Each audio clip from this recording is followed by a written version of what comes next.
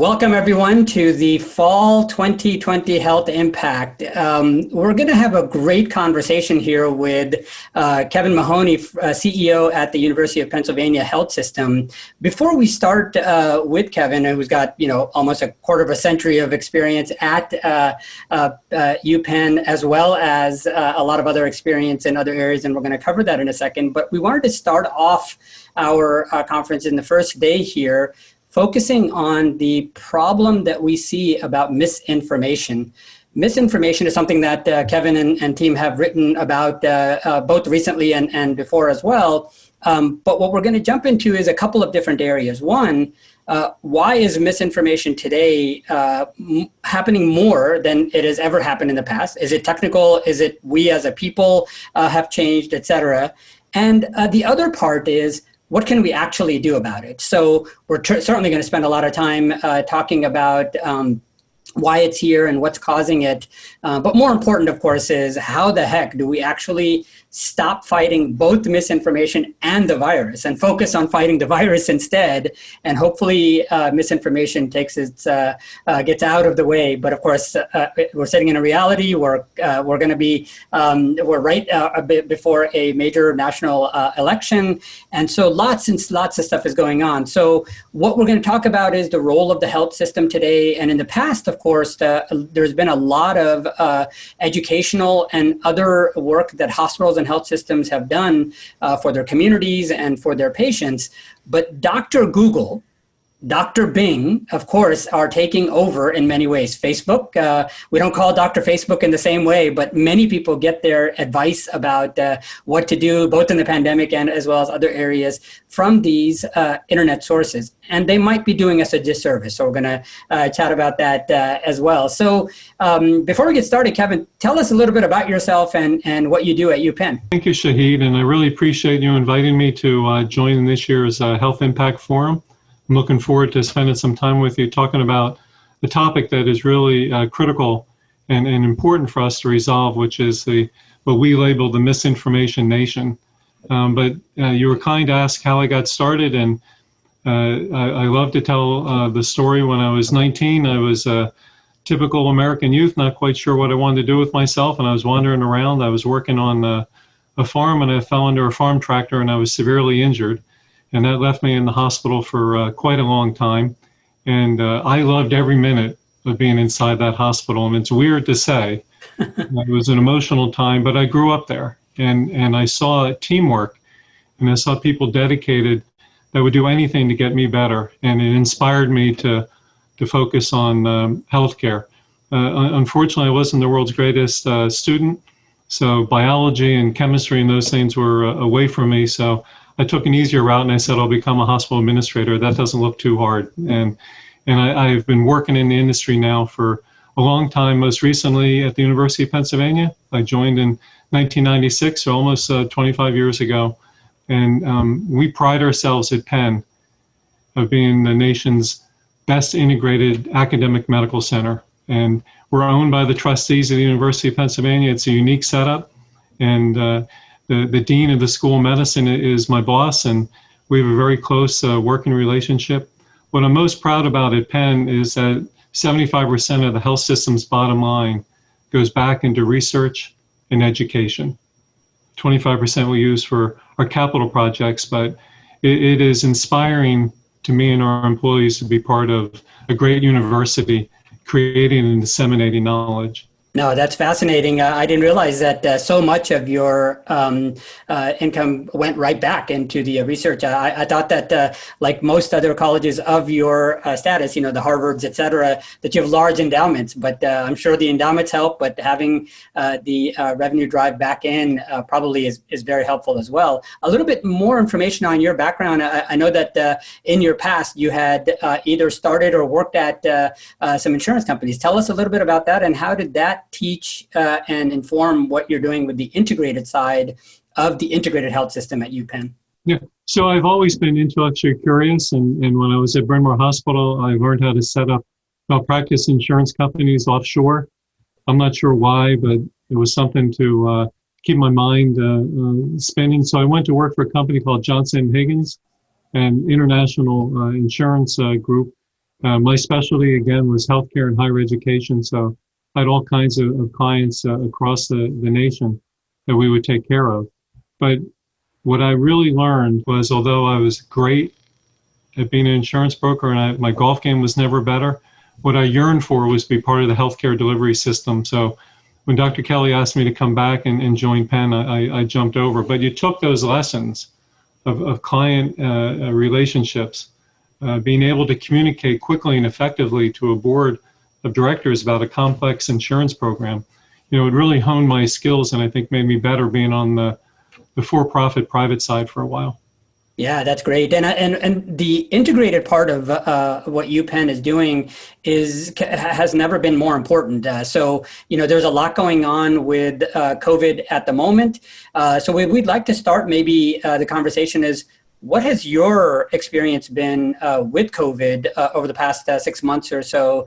What are a couple of key lessons that you've learned that maybe were a surprise to you, that as a healthcare delivery organization for decades, you either excelled in areas that you didn't think that you would excel in, or maybe were failing in certain areas. Failure may be a bad word to say, but the best lessons sometimes come from things we do wrong.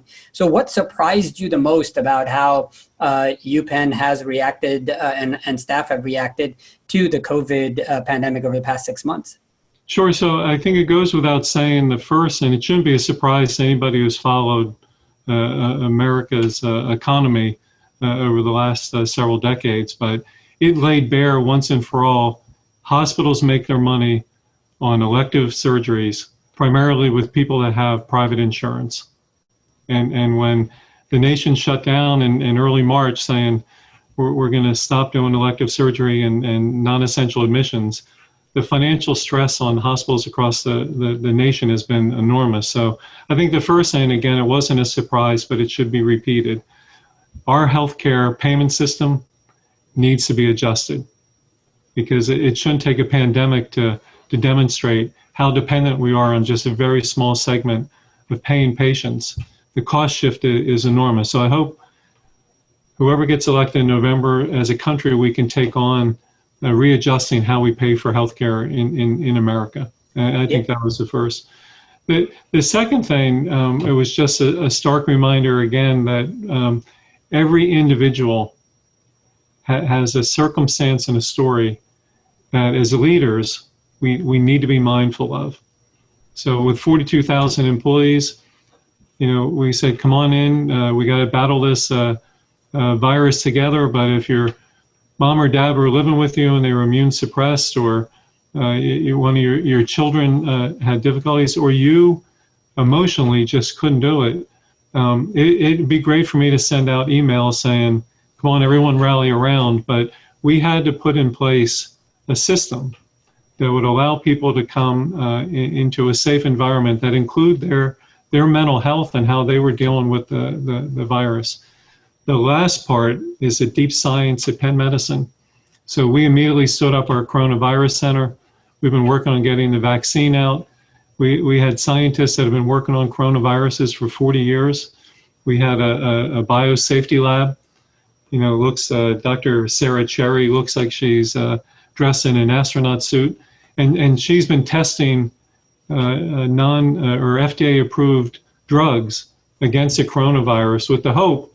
It didn't turn out, but we were hoping that one of those would hit, and we'd have a quick solution to the problem. So it was all hands on deck during the last 6 months.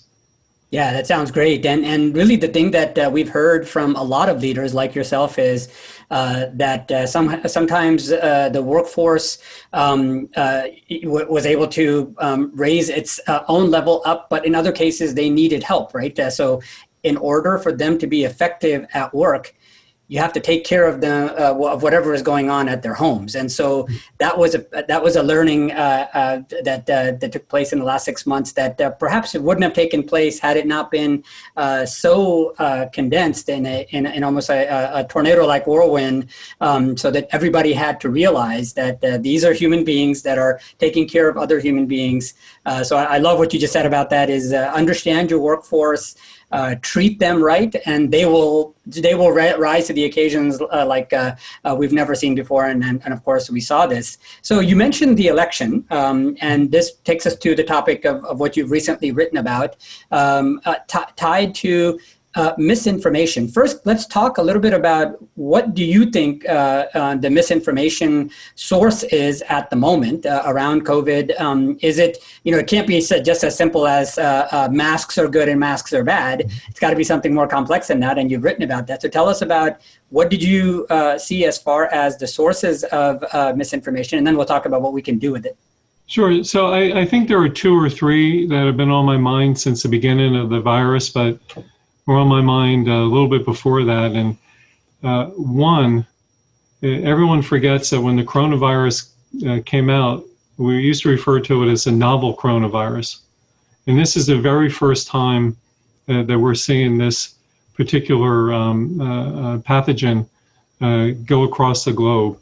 So it amazed me with authority how people would say, I know exactly what's going to happen. And I'm like, how do you know exactly what's going to happen since it's never been here before? And that troubled me, that we had lost our intellectual capacity to study, to think, and then communicate. But when everyone's on TV and you're getting, a microphone in front of you and you're being pressed for answers, people gave up on the scientific method and really doing deep analysis. So one maybe is a cultural impatience that we should always know the answer. And I think a big root cause of misinformation is we don't always know the answer, so don't make it up.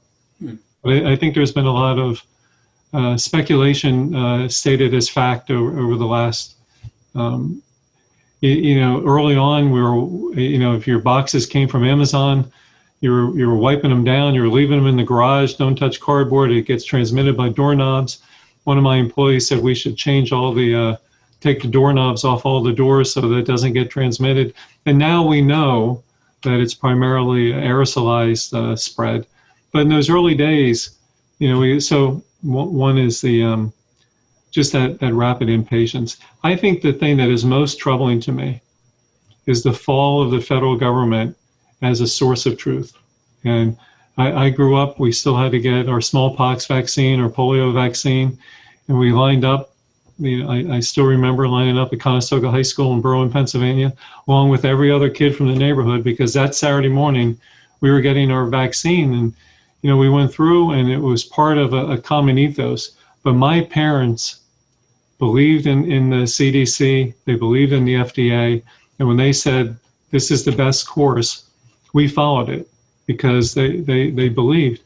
Now there's such disbelief in the CDC and the FDA, and they continue to prove it almost on a daily basis as to why we should question some of their thinking.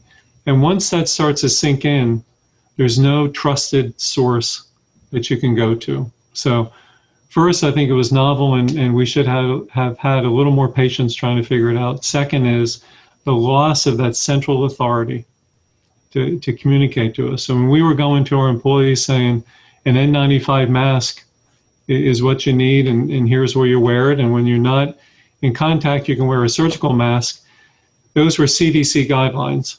But I could see the not disbelief, but the questioning from some of the employees when we would say, we're taking care of you and we're following CDC guidelines, that maybe they didn't have the same belief in those that we've had in the past. And then the last is just what you talked about. The news cycle is just, it's hard to keep up, and there's a sensationalism that has taken place. And I grew up when breaking news happened, once a month. Now, I get breaking news every 3 minutes on my phone. And, but there, I think what it means for hospitals, we have to become that trusted partner. Because I still think nurses and scientists and pharmacists and the people that work for us are still viewed by our community as trustworthy people. And it was great to see the adoration of healthcare heroes. I wonder what took everybody so long, but when they were being hailed, our essential workers are being hailed as heroes. It shows you the pedestal, I think, that healthcare hospitals and others are held in, and we need to do a better job, all of us collectively, not trying to compete with each other for patients, which we do.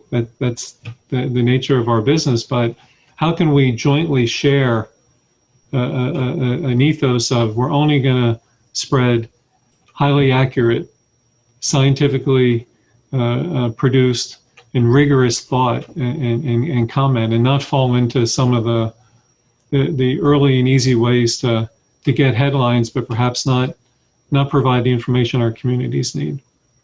Yeah, and I think when you've mentioned the word community a number of times. It used to be that, maybe even as little as 20 years ago, that physicians and health systems and practices, et cetera, had three main tasks. One is do some sort of healthcare education, help with diagnostics, like figure out what's wrong with us, and then when you figure out what's wrong with us, you fix us.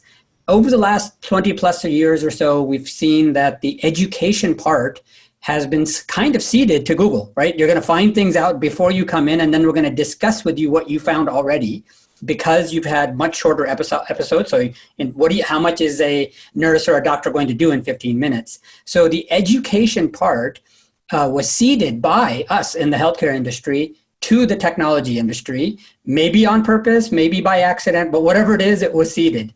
The second part, which is the diagnostics part, we still have pretty much in the healthcare industry.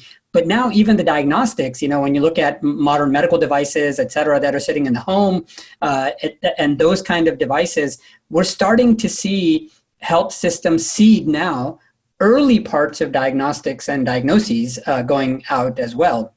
So what I'm a little curious about, Kevin, is when you look at that education part now, and we seeded it sometimes on purpose, sometimes by accident, how do we get that back? I mean, is the genie out of the bottle and nobody's going to come back to hospitals and health systems for the education and they're going to continue going elsewhere? Or is there a way to bring some of those back so that when a Facebook article comes from UPenn, it is seen differently than the Facebook article that's coming out from ABC News or Fox News, for example? No, it's a wonderful point, and I encourage everyone listening that collectively we have to get it back. It doesn't belong to Google. It doesn't belong to Facebook. Disseminating health knowledge belongs to us, and it's always been that way.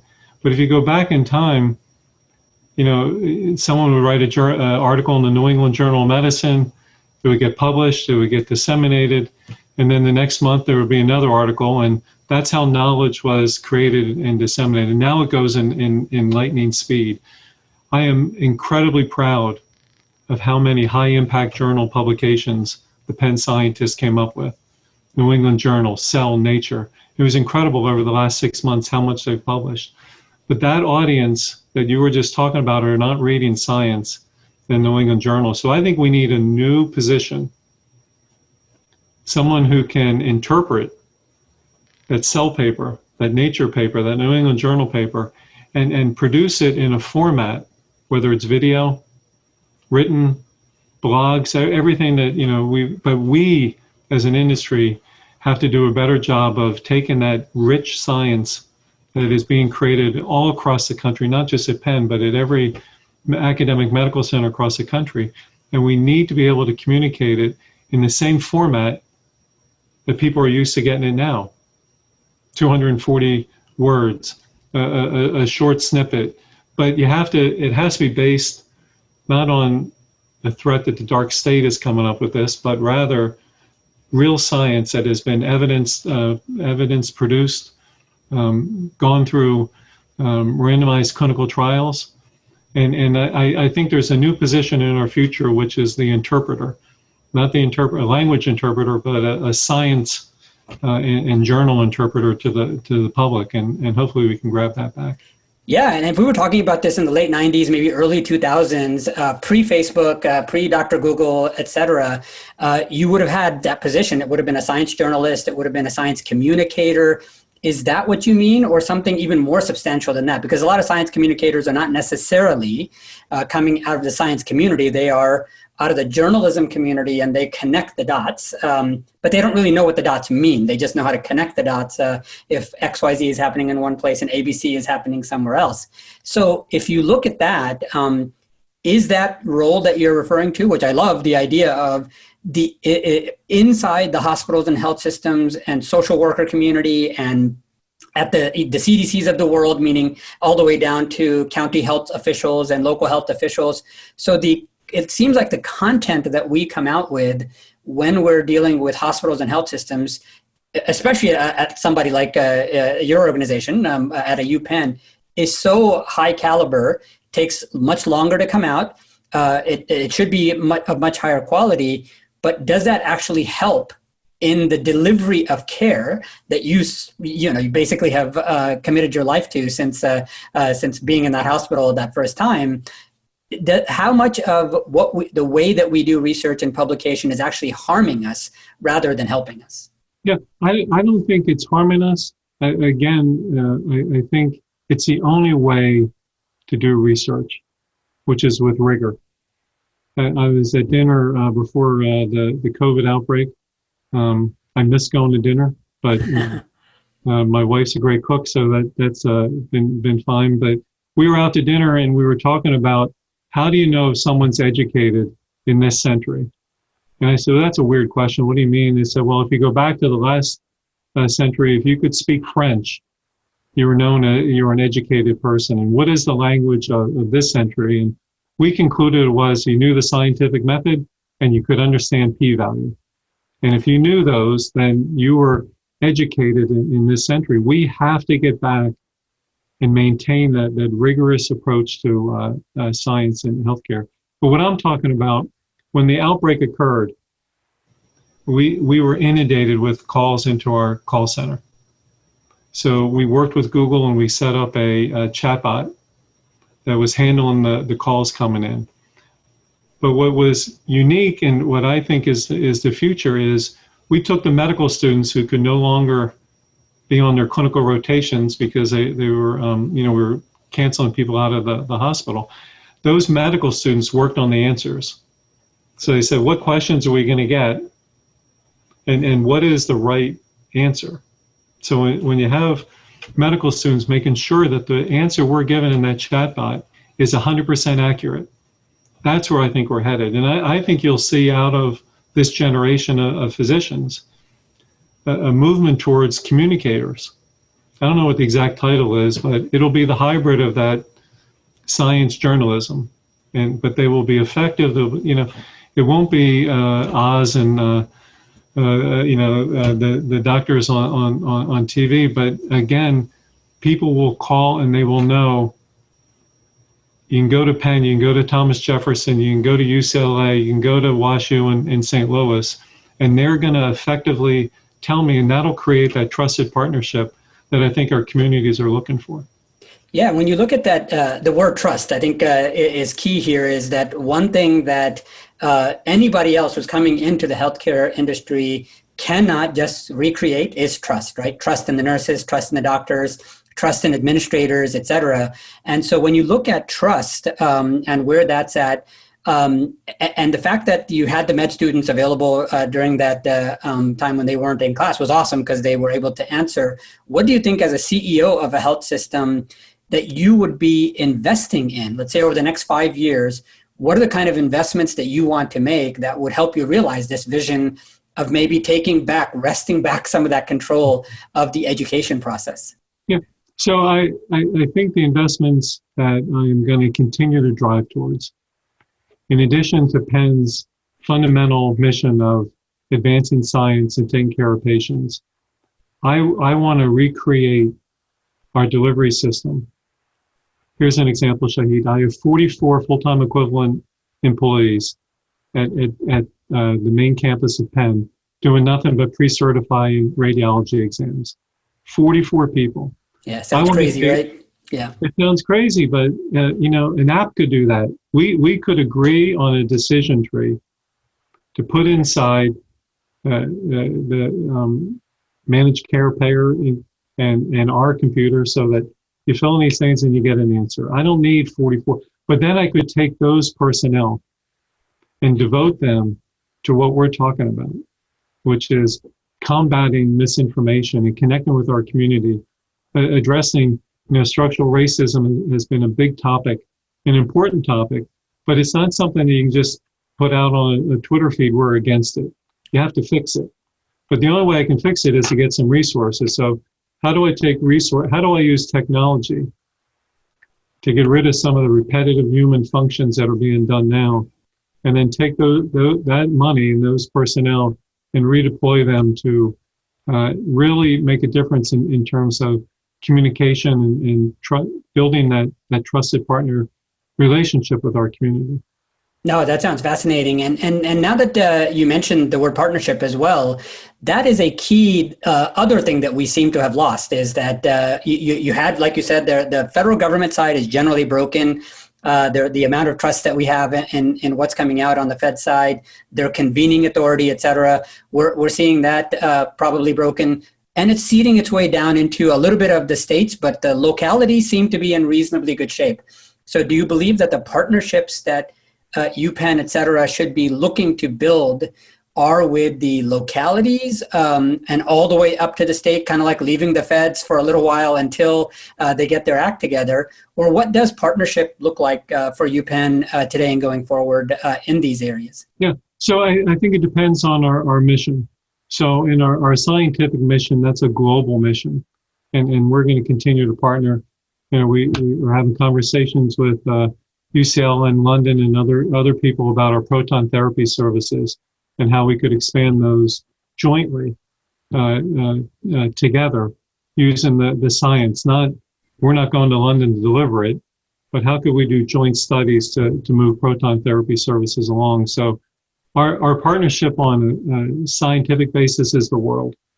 When it comes to delivering healthcare, my partners are really Steve Klasko at Jefferson, Mike Young at Temple, Jack Lynch at Mainline, Clint Matthews, that we need to sit and we're going to, again, competition's a good thing. It's what makes America, America. But it shouldn't be competition in a binary fashion of Penn wins and everyone else loses.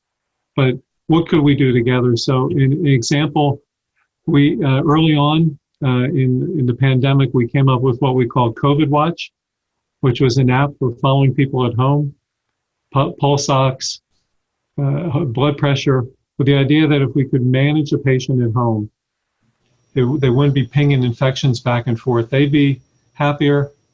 They wouldn't be spreading the infection. When we developed that, we immediately sent a note around saying anybody who wants it can have it as an open source. Yale University came out with their testing a couple weeks ago called Saliva Direct, and it's open source. So I think, again, a wake-up call for all of us is we don't have to win on every single thing. And winning, when it wins for us but loses for the community, is a terrible thing. So my partnerships, I think, are going to grow and on the delivery system are much more local. Partnering with, my friends at USF is difficult because we're not even awake at the same time, and we're delivering healthcare, which is much more regional. So in international science partnerships, but very local delivery partnerships. That sounds great. And as we open it up for questions here from the audience, what are any other types of advice you might give that both CEOs and your peers, but also maybe some of the other C-suite personnel, what could they do to combat misinformation until you're able to wrest, the education part of this conversation back? What are some small tips and tricks that they can use to help their patients in their area against misinformation? Sure. So you have to stamp it out when you see it. It's sometimes uncomfortable. It takes a lot of time out of your day, but you need to be willing to put yourself out there. So I have my mask. I'm by myself right now, so I don't have it on. But am I uncomfortable wearing the mask? Of course I am. But you have to walk. You have to walk it, and you have to be willing to call it out. If you see something, on Twitter, and it's wrong, you got to be willing to say it's wrong. But we, as leaders, we really need to follow what we preach, which is not rumor and conjecture, but deep science, because that's our only way out, not only of this, but climate change and all the other things that we're facing as a country right now. Perfect. So as we finish it up and open to the audience, one suggestion that I would have for health system CEOs is to really start sharing in two areas. One is that there's probably a lot of content that you've created that others will find helpful. So going that open source route of saying that we can create this composable content, like if a tweet has to go back, it doesn't always have to be unique, right? You can actually create a library of tweets, a library of posts, a library of things that other health systems, and you mentioned Steve, he'll be doing our ending keynote. It's funny that you're starting us off and Steve is going to be helping us finish on Friday. But he was talking about that same thing is competition is not going to be between health systems. In his latest book that he covers, competition is much, much broader than that. It is your retail establishments, it is the pharmacies, et cetera, that are competing against the health systems. So one area is composable content that all the health systems can use and say, let's review this, let's vet this, not creating a new journal, but just materials that a hospital and health system can use. And the second area where I think hospitals can start to wrestle back some of the education that they've seeded is to begin to share the kinds of content that the CDC, the FDA, et cetera, expects from hospitals. So like, for example, the records of deaths, the records of COVID immunities, the records of COVID diagnoses. We always send those out to local hospital, the counties, state, federal, but we don't send them to each other. And I was curious, what does the world look like if we said that the feds are broken? Who's going to be broken next? It's going to be the state, and who's going to be broken next? It's going to be localities. So how does the commercial side and how does your organization, for example, begin to work with maybe Steve's organization at Jefferson? And really say, you know what, why do we have to send everything up to the feds or up to the state and then they trickle it down? This is all, the internet is generally flat. We can do this. Is that crazy thinking, or can you think that the competition can go that far? I think it's wonderful thinking, and I think it's time for us to stand down and take that challenge on. So again, and I've repeated this 1,000 times since the beginning of March at my organization, what we innovated on in the silos we broke down those first couple weeks of April, where we were moving at lightning speed because we had a common enemy. And I didn't hear people saying, well, that's not my department, that's not here, that's not there. We were going to meetings with all the hospitals in Philadelphia, and the chief medical officers would come back. This is Einstein has this many patients, and Jeff, and we got da-da-da-da-da. And we'll take some transfers in. As soon as the virus has eased, muscle memory's taken us back to the old way. Mm. And the old way is, we'll send it to the county, but not to each other. We don't have to, help out the way we were before, and we're back to banging heads. So I think it's a challenge on me and every other CEO to continue to encourage and reward people that exhibit not just great technical expertise, but also a public health and a community expertise of the virus knows no bounds. So healthcare, diabetes knows no bounds. And how do we work together better as a healthcare delivery system? And as you said, on a local basis, because that is more manageable. Yeah, that was perfect. And so with that, I'd love to thank you very much for joining us at the early part of our conference here. And we'll open it up for questions here. And if you've got some questions, pass them along now. And if we have enough time, Kevin will answer them here, or we'll send it out later on, and Kevin can do so after. So with that, I'll turn it over for our next session after the questions are done. Welcome back, Kevin. Hey, good to see you, Sahid. Yeah, same here. So this was a great initial keynote focusing on misinformation. We've got some good questions from the audience, so I'll read those out for you here. So first of all, Eric asked the question that he was one. There were several people that said they really appreciated your candor. Apparently, CEOs are not giving out as candid knowledge as you have been in the last 30 minutes or so. But Eric asked great points about how you see this as an opportunity to be the trusted partner or authority within your community. What are some tangible strategies to do that? How do you message within your community? Are you advertising, using marketing, or other techniques to really hone that partnership? Yeah, Eric, I think that's a wonderful question, and something perhaps I could use an example from last night. We had COVID and cancer care, continuing medical education. We had 3,000 people registered. 2,000 were on at one time. Wow. And part because the keynote speaker was Tony Fauci, so everybody wanted to find out what the latest was. But it was a great forum. Interaction, it was on Twitter. People were using the chat room. It was instantaneous, and you didn't have to buy a plane ticket. You didn't have to rent a hotel room. But you could get right from the nation's top infectious disease expert.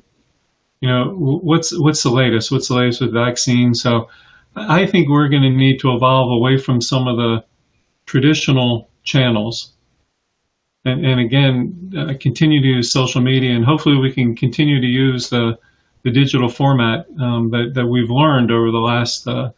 I turned out, I couldn't stand Zoom or any of the other platforms, and now I'm getting quite used to it. So I think that the digital social media channel will become more important in the future, and it's a great way for us to convey information in that trusted partner relationship that I talked about.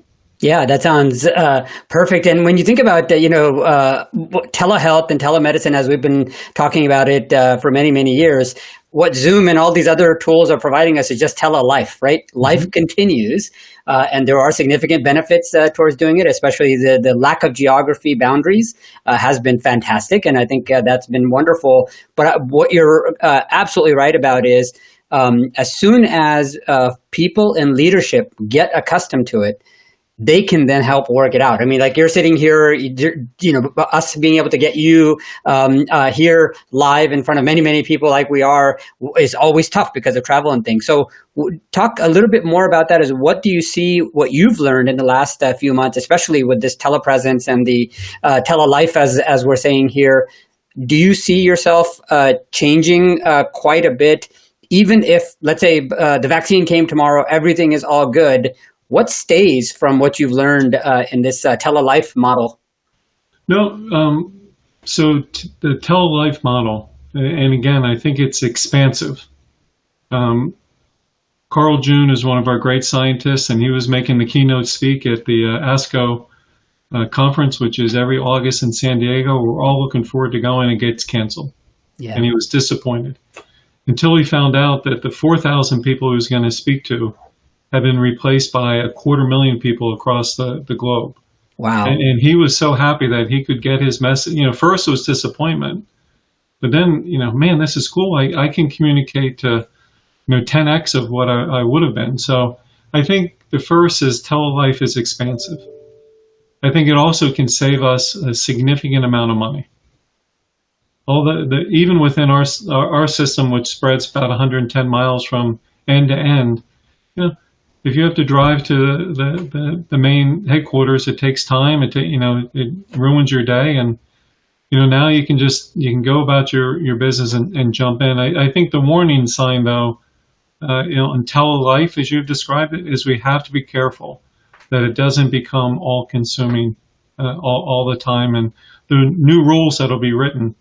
I've laughed sometimes. I get on a meeting and there'll be 59 people. If the meeting was in my office, there would have been 4 people. So we have to think through and make sure that we're mindful of the work-life balance in telelife as you've described it. Sure. And Neil has a good question. He asked, are providers more or less trusted than a generation ago? And providers, I assume he's meaning clinicians, nurses, doctors, et cetera. No, I think it's a wonderful question, Neil, and there's a lot of data out that the healthcare providers, although still extremely high in the country in terms of being trusted, we've fallen a little bit, and I think we have to get our mojo back. Things like today, where 86 people were arrested in telehealth fraud, I think pull us down. So, but pharmacists and nurses and doctors are still at the top of the most trusted. But I think there's a cynicism in America that we all have to combat. Yeah, that makes sense. And as you think about the where we left the conversation off in a couple of items about the open source composable sharing and the other type of partnerships that we're talking about, as you've spent time talking with, for example, you mentioned Steve from Jefferson, who will be finishing our keynote tomorrow. What are some of the tangible things that you have come up with in Philadelphia area that others can start to use? Like you have places like Houston that have a very nice, tightly knit community of medical centers. Boston is another area. Los Angeles is another area. What are you learning in Philadelphia through your interactions? Both of you seem to think very similarly in that competition goes beyond health systems. So talk to us about how you can benefit other regions as well. But I think the first place to start is we have to reach out. And again, the digital life that you've talked about. I was talking to Mark Bloom the other day down in Houston, and what he has gone through has been incredibly informative. And I need to bring those lessons back, but not hold on to them myself, but to share them with my colleagues. So, can you share some of those lessons? Pardon? Can you share some of those lessons that you? Sure. I think the number one lesson that we've all learned through COVID is we're only as strong as our physicians and employees. The healthcare heroes that we talked about, we need to continue to nurture and make sure that our healthcare employees are, continue to be viewed as essential workers. And my responsibility, everyone's responsibility, is to make sure that, job loss and things that come with downturns don't impact us. And the second is to keep our eyes up. COVID was every minute of every day you were working on COVID. It's time for us as an industry to get back to lift our eyes up. What's the future going to be, and how can we create that? We can't keep saying we're going to transform the healthcare delivery system. We have to start doing it. And I think across the country, when you talk to other CEOs, we realized again with a common enemy how quickly everyone came together. And we just need to take that same singular focus and put it to transforming and putting keeping the patient at the center of the delivery system. Yeah, one of the things that's been troubling probably most of us in industry, and Neil just mentioned, everyone has fallen, meaning in the rankings, like you were saying, we need to get our mojo back. It has been the almost destructive nature of the idea of expertise-based authority. Right. Questioning Tony Fauci, who's been there for decades doing literally tireless work where, all the stuff that he and the NIH and the government and local communities have helped prevent for decades. Everybody forgets that, right? There was success there, and that's why we're not sick every year. We're not dying every year. The novelty that you mentioned in your keynote is very, very important. What do you feel is maybe a tangential or a real cause for us losing the authority figures that we thought that we needed? Is it just a transparency of information, like anybody can get it from anywhere, or is it something more sinister, more substantial, and why we don't think experts aren't important anymore? No, I think it is. I think it's more. I think it's deeper, and I think it's in the American psyche, where. I think there is a desire to pull people down, whether it's a military general, I mean, we've heard a lot about that, or, we can't prosecute wars the correct way, or a scientific inventor. And maybe it's we've commercialized healthcare too much. We have a lot of people on TV selling different ads. It was only a couple of minutes after the COVID outbreak that there were things being sold on the internet to, combat it, or free tests, or things like that. So I think that the challenge is for us not to succumb to it. The challenge is, we all watched a debate the other night, and it wasn't a very invigorating discourse. We could fall into that same pattern, or we could choose otherwise. And again, my statement about the misinformation nation is, it's up to us as healthcare leaders to put doctors back on the pedestal, put nurses on the forefront in terms of patient education, lift up pharmacists, and not just, again, can we sell more? Can we sell more? Can we have more patients? But can we really advance science, which is, I think, critical to us surviving, whether it's climate change, healthcare delivery, or the like.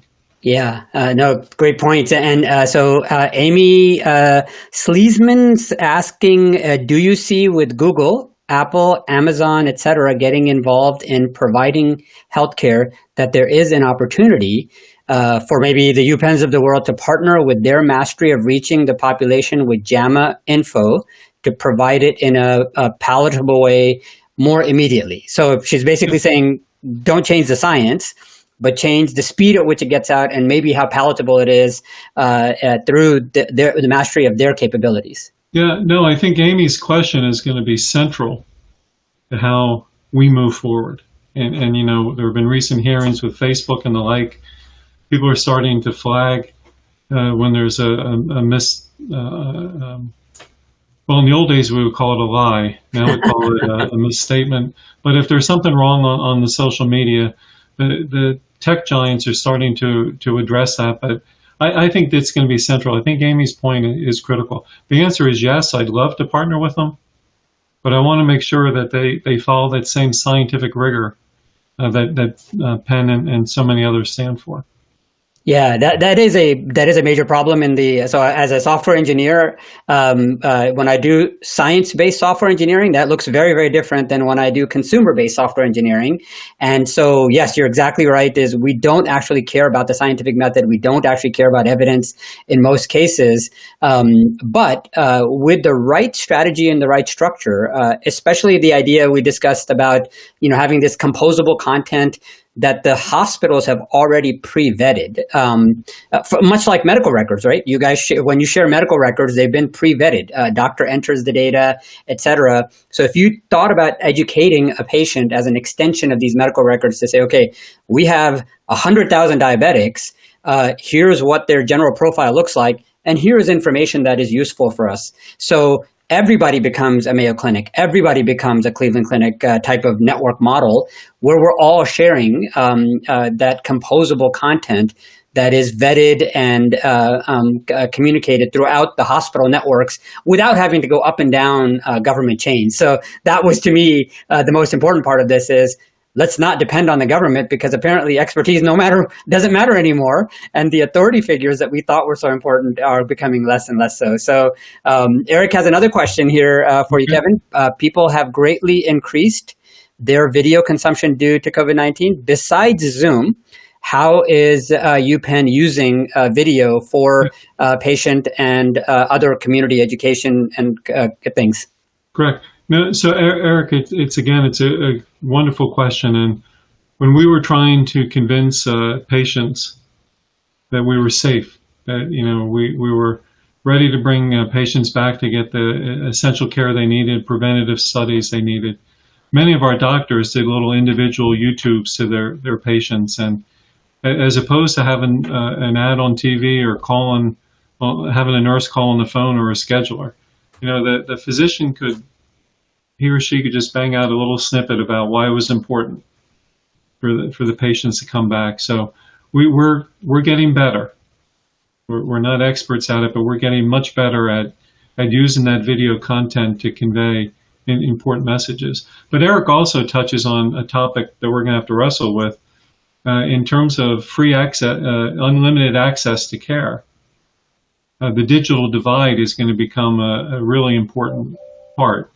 So it's great if Penn puts something out on a video, but if our patients don't have the wherewithal, enough bandwidth where they can watch the video, or they don't have a setup to watch the video in a quiet place, that's not going to accomplish. That's going to continue that structural racism that we pledge to combat. Yeah, I think one of the, being a CEO at your company, you have a little bit more influence over this than most. So let's ask you a hard question. So you've got nurses, doctors, staff of any sort, building videos, teaching people, etc. At what point do you feel like you're comfortable with saying to them, hey, your video is our video. It's okay to slap the UPenn logo on it. Or like most people do today, they're scared of having their company mentioned. In fact, they have to say, this is my opinion, not quote UPenn's opinion or Jefferson's opinion, etc.